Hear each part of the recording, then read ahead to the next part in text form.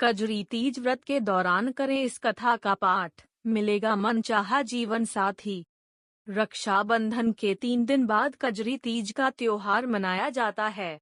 इस पर्व को बड़ी तीज के नाम से भी जाना जाता है।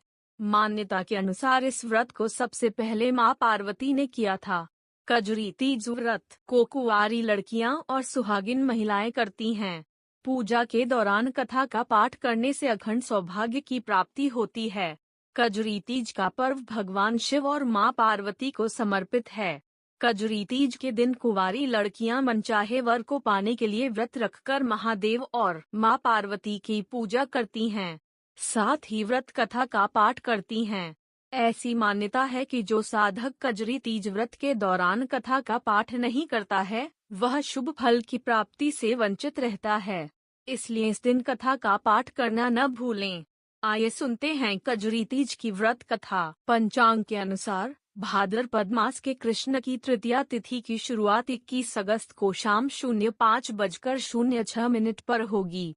वहीं इस तिथि का समापन अगले दिन यानी 22 अगस्त को दोपहर 01:46 पर होगा।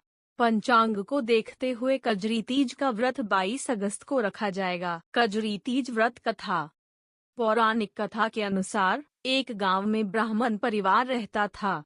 ब्राह्मण की पत्नी ने भाद्रपद माह के कृष्ण पक्ष की तृतीया तिथि पर कजरी तीज का व्रत किया।